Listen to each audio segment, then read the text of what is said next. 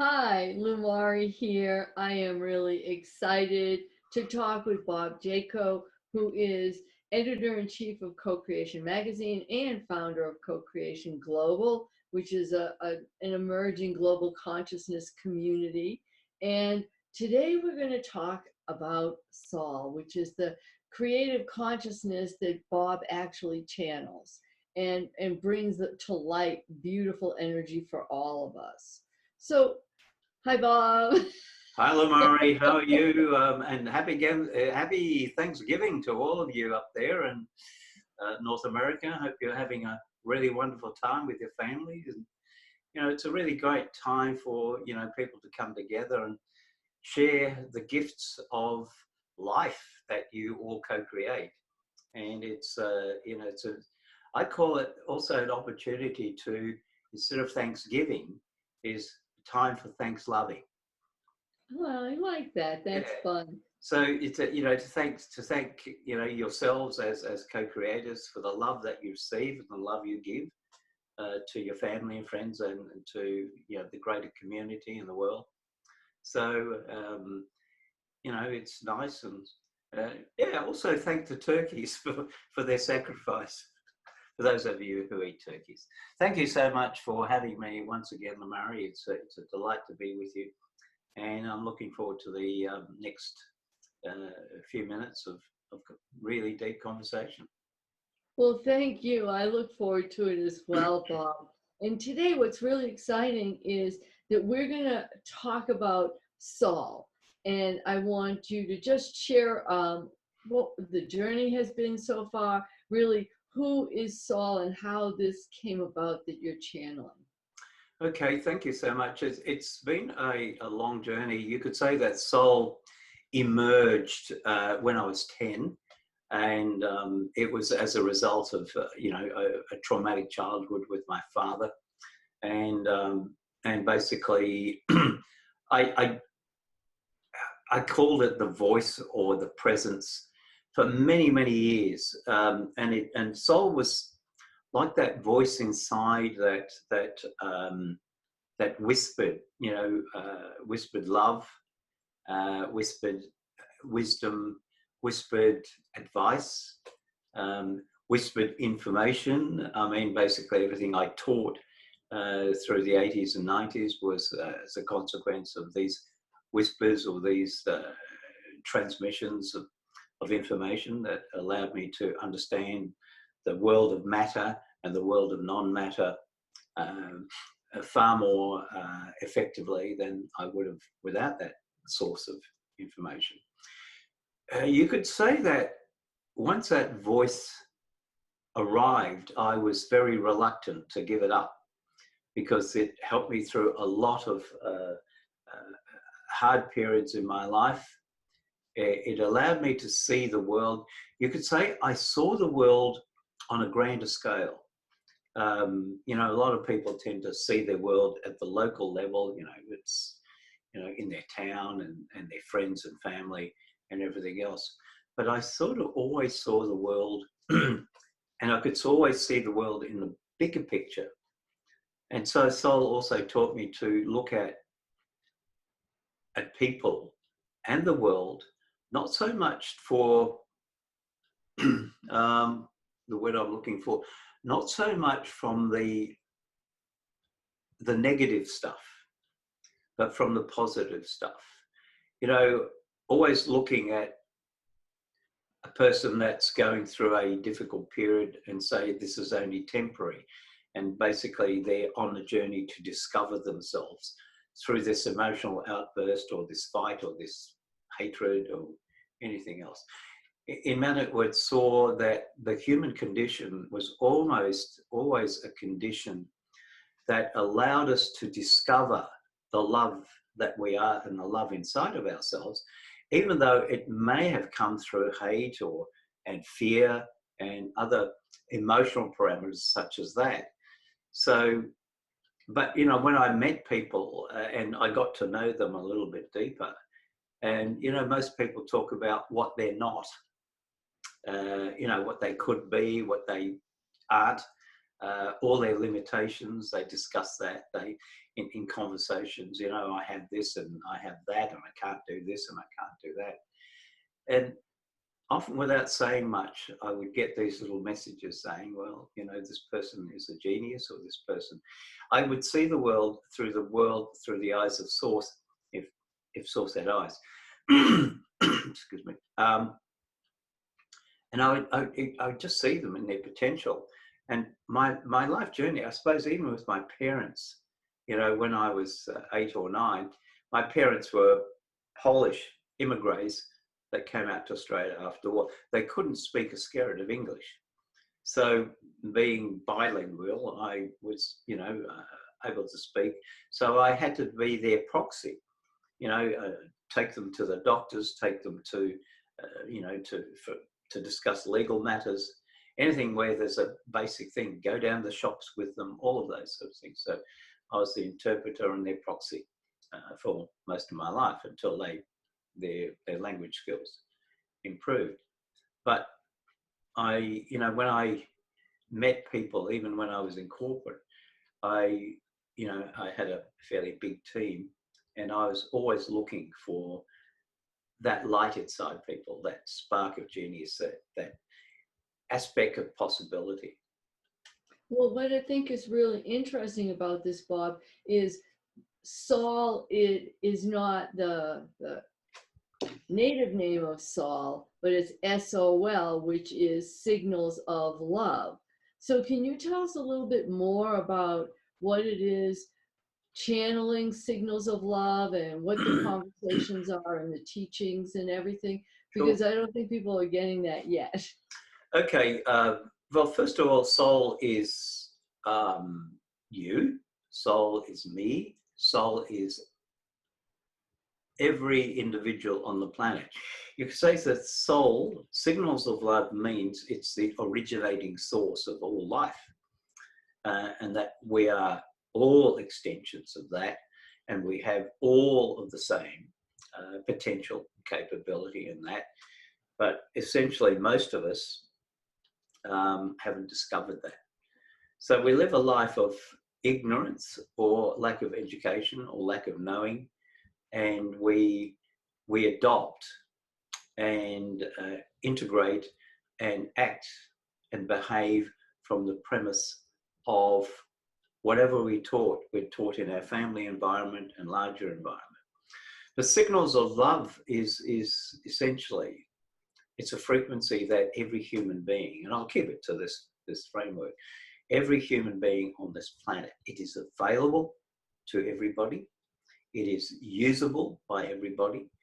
But the truth is that it's our own individual journey that leads us to discovery. I was fortunate that the beatings that I took from my father was the joy and the happiness, and this is a strange way of saying this, that allowed S.O.L to emerge. And to this day, I thank my father for the co-creative role he took in giving me this gift to be able to be here today and share this gift with mankind and in a global way.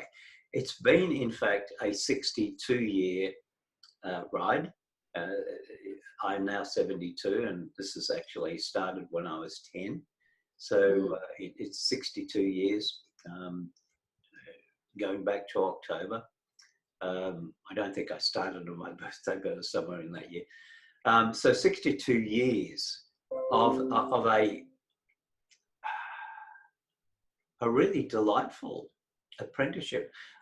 You know, my parents came from a state of poverty, but we moved into a state of prosperity. And today I'm in the same situation. But I learned everything from them. But what happened is that S.O.L gave another construct, gave another viewpoint, gave another way of looking at it.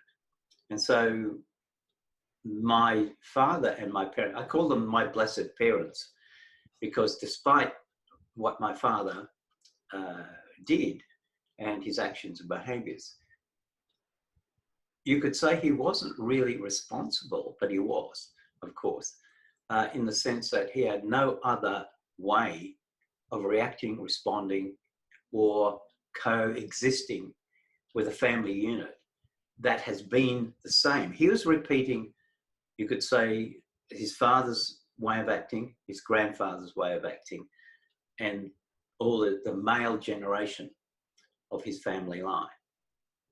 Well, when we're looking at it now, and S.O.L is bringing in these new, not necessarily new frequencies, but these higher frequencies, higher awarenesses, and the timing right now, because you're bringing it through, even though we all have that connection, but this specifically, we're talking about how you're bringing the signals of love through. Why is S.O.L here now? Okay, it's an interesting paradox. S.O.L never went away. No, I know. It was never. What it's doing is actually using it. Okay, I go back to 2016 where I was downloaded a 30 to 50 year global plan to assist humanity to change consciousness, to become aware that they are signals of love themselves, soul. And inside of that capsule, inside of that understanding, is that when they find that, discover that, and start acting in that way, acting through that frequency, they discover their infinite possibilities. And therefore they move, even if it's for 5 minutes a day, 5 minutes a month, they move into a place of being able to discover their huge potential. It's like, you know, suddenly you discover you open a door and you're in a dark corridor, you open the door and suddenly the light blasts in and you get that really aha moment. So S.O.L it has never gone away. You could say it's becoming globally visible through the use of technology. So when S.O.L transmitted this 30 to 50 year mission plan, it also said this has never been a better time to begin the process of teaching people to remember. You see, we are S.O.L, we are signals of love, but we've forgotten it. So we've taken upon, we're going to use the internet, social media, whatever is available, to actually get out there and start talking about it, discussing it, having a conversation about it, and get people to explore the question of who are you really? And what is your real true potential? What is the nature of the reality that you co-create? And how does that work? So all of these questions are embedded in that one particular revelation that S.O.L has been, and source, if you like, infinite source energy, has been populating the world stage and the world with, it started back, 10,000 or 20,000 years when it sent into the world prophets.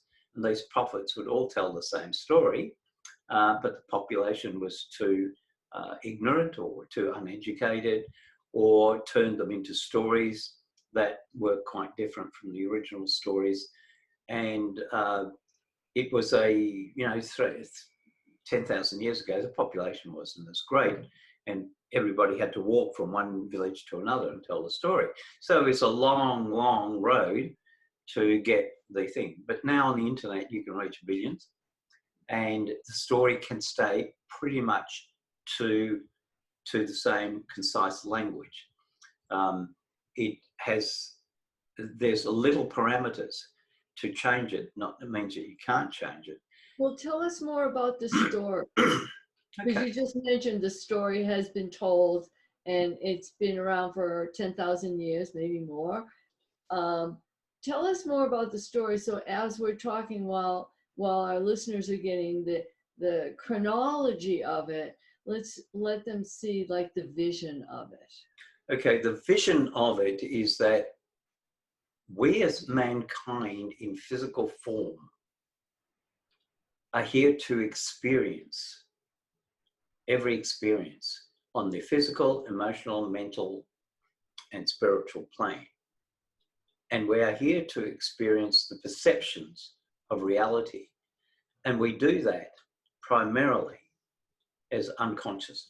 We co-create our habits and behaviors individually, and therefore we create events, circumstances, situations, and conditions we think are random events, because we do not see that we are the co-creators of those events. Neither do we see and understand and know that all the people involved in these events were part of our co-creation. We brought them in. We created that event, and therefore, that event had consequences. So you could say that the tenet, and this has been the tenet in all theologies, that you are an aspect, a portion, a bit of Source itself. And in that aspect and bit, you have exactly the same frequency with the same abilities at Source itself. Okay, you are an extension of that great or infinite facility. Now, the only reason you perceive reality and solidity is that you've got these physical attributes, these feelings, these the interface to your physical world is your senses. Now, without those, you have no sense of solidity. All that would exist would be consciousness. You wouldn't feel that you're sitting on the chair. You wouldn't feel the chair. You wouldn't feel your body. You wouldn't see anything. You wouldn't hear anything. You wouldn't touch anything. So, that's in itself is a construct. And we are a fairly sentient species with those facilities to cognitively understand that we are sitting, and we can mindfully sit, we can mindfully do things, but most of the time we do things by habit. Now, Source created this for a reason, so that it could grow and expand from the sum total of the infinite parts of itself feeding experiences. And, just calculate 7.6 billion people on this planet, creating or co-creating experiences every microsecond. And they just forget about all the other infinite life forms that may or may not exist, doing exactly the same thing. And you see what Source is doing is actually creating the experiences so itself can grow, which means that we grow as well. So we mimic that in the physical world. We are many sources, and we are creating those many experiences that evolve us individually, evolve us collectively, and evolve us as a species. But at the same time, you could say we're just one big huge conduit of experiences. Now, why does Source need all these experiences? Well, at the beginning, before it broke itself up, at the point of awakening, the point of knowing that it existed, it knew everything. It knew within itself, you could say, the theory of life, the theory of all form. But it had no experience of actually making that form. That's why it decided that it would do it in this way, by breaking itself up. You could say hive mind was created. So little bits of itself went out there. And each bit is exactly the same as itself, and all belonging to the same bit, but it's a distributed network instead of a centralized network or centralized packet or node. So in that scenario, basically we mimic Source at the physical level. But you see, Source wanted to know itself. So it decided that each part of itself would also seek that. So in your journey, you come into the part of the world you're co-created in, you're born in. You start with applying and observing and experiencing your familial background, environment, and you start your journey. And the whole of your life is about unraveling all that to discover that really you're just simply a part of soul, and you're here to discover that so that you can walk the world in a place where you then tap into the frequencies of soul, so you can exactly manifest whatever it is you desire consciously. That's the switch from unconsciousness to consciousness. Well, and let's talk a little bit more about that. And also, because a lot of the conversations, a lot more awareness is present on our planet right now. Many people are talking about we're moving into different dimensions of awareness, and different dimensions so that we can, if you want to use the word dimensions, because it could be just multi-focus, we can describe it in a lot of different ways, and that's cool. However it plays for you, well, that's cool. And we're also noticing that because we can communicate with each other with less separation, whether we're talking about technology or just our awareness at this point in time, where we're more aware of what's going on consciously, collectively, etc., we're at a pivotal point, one of the pivotal points, where we can step into or grow into or expand into or awaken into a more conscious collective creation. Because as you were saying, there's been a lot of time where we haven't been really aware of how we're creating. Now that more people are becoming aware, and how do you see, or how does S.O.L see this moving forward for us so that we have, what's the word I want? An aware connectivity where we are each other's resources as well as connecting with the divine resources so we can co-create. First of all, that question needs to be answered in a couple of parts. First Good. of all, the implication and the understanding that we are moving into the age of conscious awareness or conscious collectivism is true, but it's not entirely universal.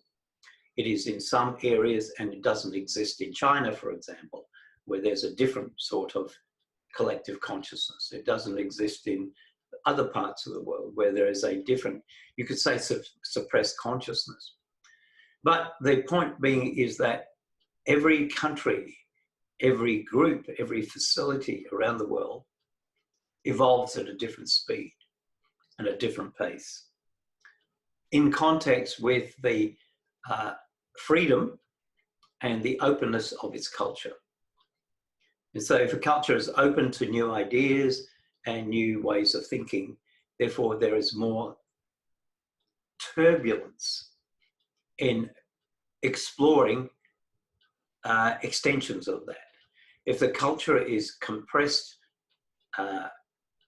controlled, there is less opportunity for those particular facilities. So we have to see the world in the greater construct. And so embedded in the your country, my country, and a few others, Europe, there's that freedom of being able to express our thinking and our processes of evolving and understanding the bigger picture. Having looked at that, what we are doing in this collectivism, and secondly, the collectivism that's occurring is very much related to social, ecological, environmental, prosperity, economic issues that are both local and global, and you can throw politics into that as well. And so all of these things are making, that's the emerging. So we are dealing with the habits and behaviors of people from a consequence of fear, you know, because everybody said, well, we're going to be, you know, the end of times is coming, you know, the whole place is going over the cliff, to a place where they are inducing, by coming together, change. Could be social change, it could be economic change, okay? But that change takes time, because change in our world requires volumetrics. It requires millions, hundreds of millions of people to agree that that change is necessary. And at this moment in time, we're in that biddy land, that place where the powers that we have allowed us to control still run the ship, whilst the emerging powers are not big enough, right, to co-create sufficient momentum for that change to particularly happen. It's happening here in Australia on the political area, where we've got large groups involving, but in certain areas, even in your country, there is there's not yet enough synergy to change the very nature of your way of living and doing and working things. So you're actually, you know, division is a word that often comes to mind. We are very much divided between what we feel, and it's an emotional thing, it's not so much logical, what we feel the world should look like. And so, you know, you've got one group saying we feel that the world should look like this, another group saying the world should look like that. And so we've had this diversity. Diversity is good, but the diversity is engaged in division. So the division is big, the divide is getting bigger. Now, having said that, we come back to all of these things are simply symptoms of a global population in their own sovereign areas who are separated from the love and the source of who they are. They have lost, in many ways, they haven't even yet discovered who they are and the potential for where humanity could go if they could come together as a collective and work together as a united, large group. And that's well, where and as you talk about co-creation and bringing it together, because we are aware, whether people understand that the divisions or the separations or varying opinions can create separation. We also understand that there is a flow that hits people all at a certain level. We talk about that flow as love.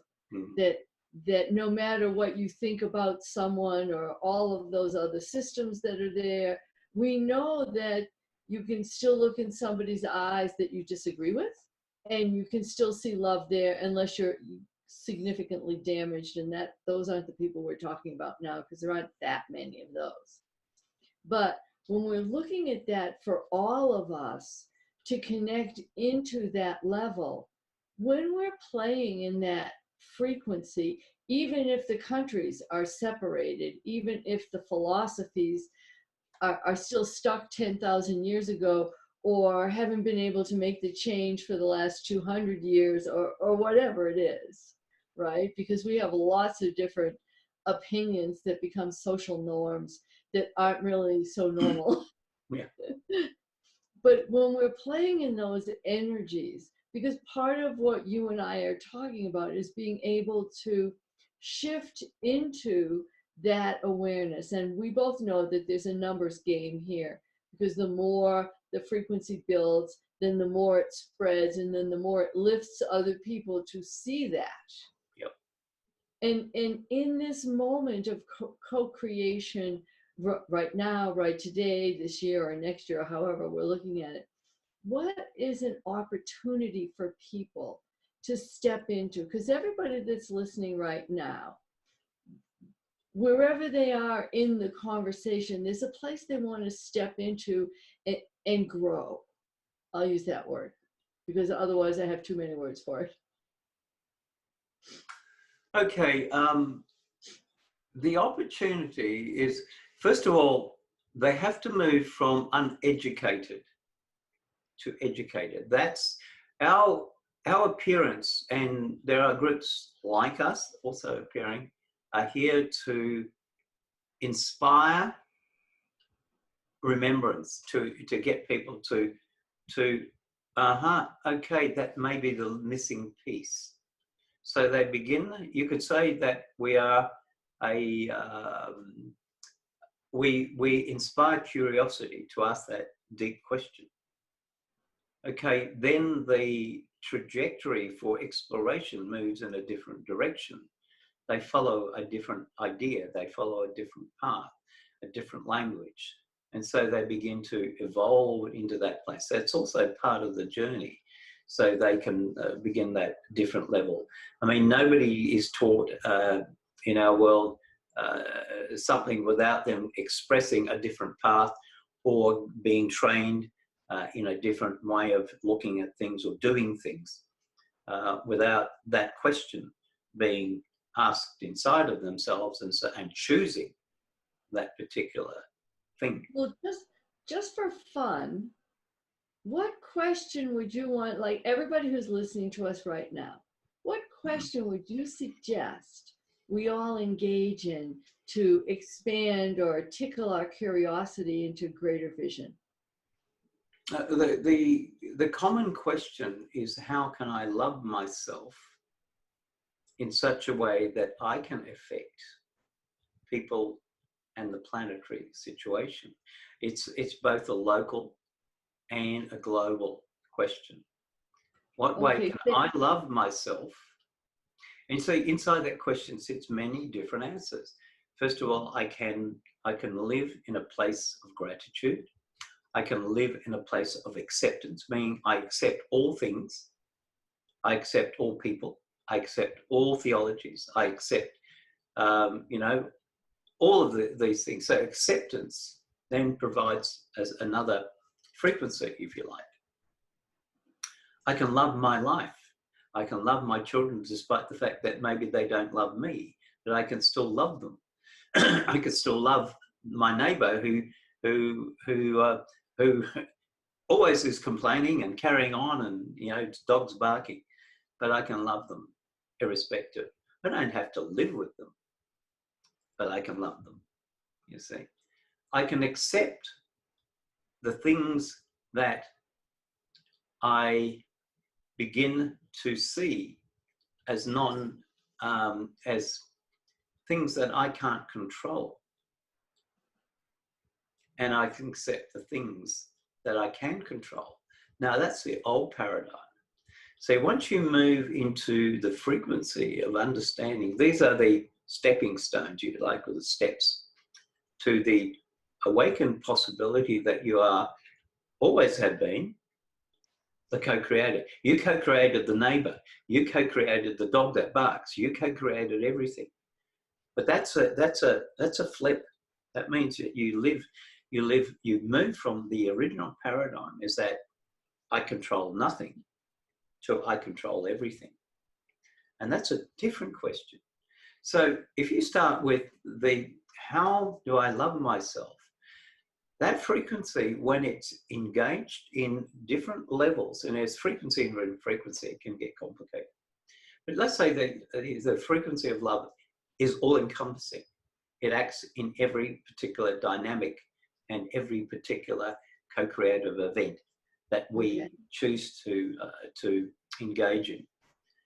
And if you use that frequency, therefore, everything that comes into your co-creative field comes in relation to that. So you can extend and build upon the love of yourself through the inflection and through the mirror effect of other people. So the more people you come into your life, that doesn't mean your life is going to be necessary all lovey-dovey and all flow. Sometimes it means that the person that's coming into your life comes in bringing spores of fear, spores of division, spores of all sorts of things that allow you to stand in your truth and stand in the love. Is that despite what you're projecting at me. And I have attracted you to stand in my truth. I have attracted you to stand in my love. And as I project that love back out to you, you help that other person to heal and Well, to transform. I think that that's a really important note. Also, when you say, how can I love myself more? A lot of times people are talking about the energy of things and they're forgetting themselves first. And they're looking at like what they can do globally, what they can do out here. And I'm not saying work on yourself, because I just personally don't like the sound of that. It's too old. It's too old. Fair enough. Work on yourself. Yeah, work is the predominant word. Yeah. Yeah, and so when we look at that, if we take this conversation as the power source for our conversation today, and you have everybody who's listening, we ask you, how can you love yourself more? And you ask yourself, how can I love myself more? The energy of that inquiry, it moves all these different dimensions. So some of it is you're going to give away things that you're doing because you don't love them, so why would they be there? And some things you're going to take on because you have enough love to take that on for yourself. All of those different ways of engaging, it's a really powerful question to leave open-ended, because a lot of times, the question moves into the experience. The experience, the answers are really in the experience of the question, not so much the answers that come in intellectually. right. It's saying, hey, I've asked this question, now here's an experience that answers that. So it's we're here to experience, and I'll just reframe that and reinforce it. Basically, all the answers come as experiences in the dimension of love of ourselves. And I'll sort of highlight a critical, or a more important point. You see, in our world, we have the ability, the balance between the duality of giving and the duality of receiving. So give, receive, give, receive. Now, essentially, many theologies tell the stories of denial of self. We've got to live in a cave and eat roots and not wash and all of those sort of things. Or the contract of poverty. So we must live a humble and moneyless life. Right. And these are all stories, and we must give to whoever for our grace and our divinity. But in itself, it's a story that is embedded in many different forms of tradition, which will cover primarily most of the world. And therefore, most of the world thinks that it is better to give. Now, if that was the truth, then basically what we're seeing is a global emptying of the tank. Basically, there isn't enough, and that what you are seeing is the fundamental understanding that there is not enough. We have to now, we've emptied the tank because we've given so much, and now we've got to fight and fight and fight for the few resources, the crumbs that are left, because somebody else has sucked it all off. And there's, the most of the population have to say there's not enough. So we've co-created a global experience of lack, which means that underneath that, they haven't yet discovered how to open their hearts to receive the blessings of a planet that is always infinitely possible for everything.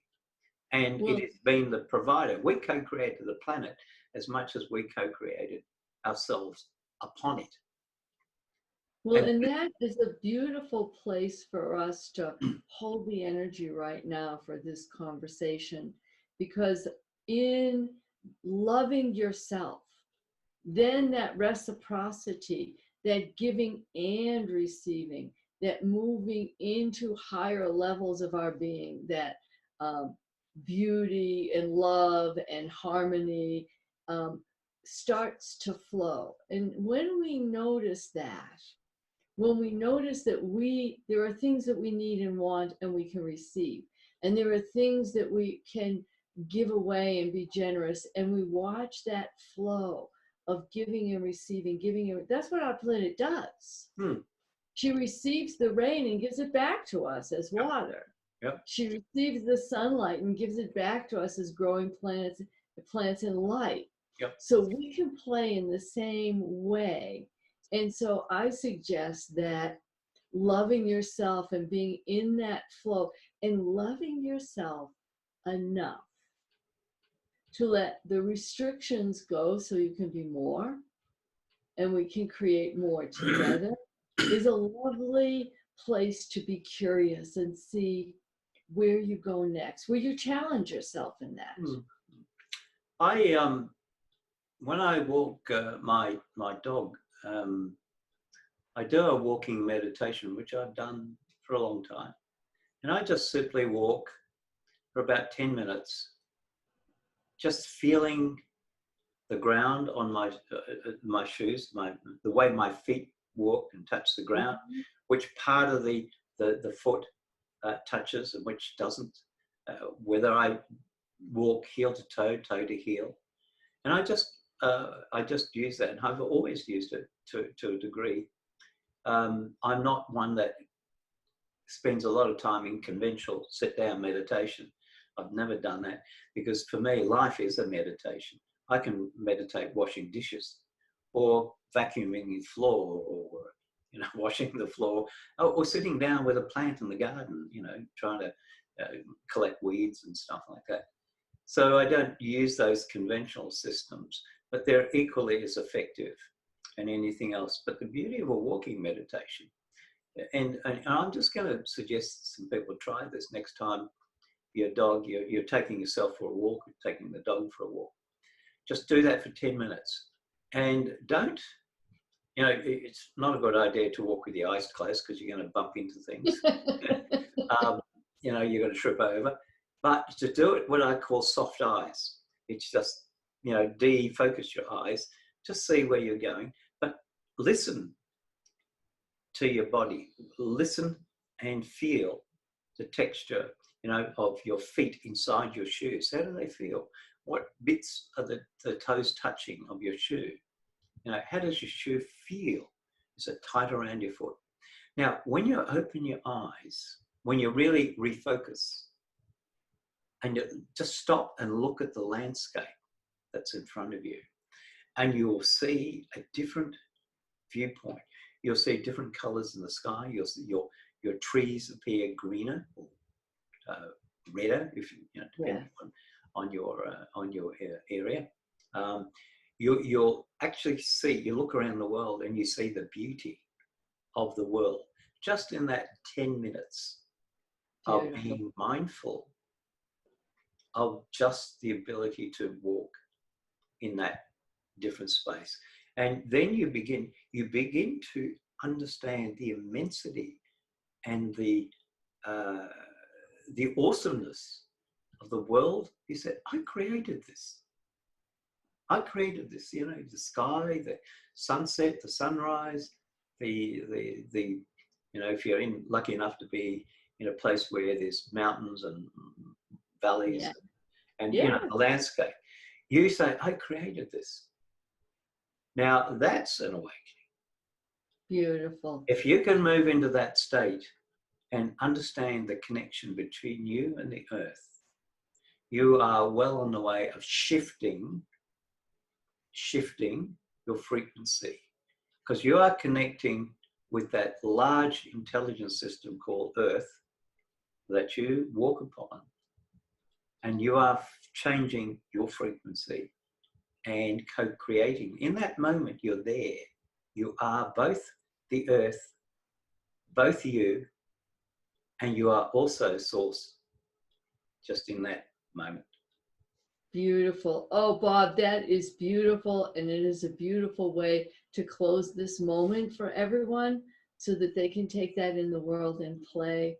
I'm so happy we got to have this conversation today, Thank you Bob. so much, Lumari, and I really love the way our conversation flows and jiggles around and just you know, opens up different pathways of curiosity and questions for people to begin to take away and use this. I mean, the wonderful thing about human nature, humanity itself, is that it gets lost in itself, of course, and it, you know, but inside each person is that spark of soul, that spark of divinity, that spark of signals of love.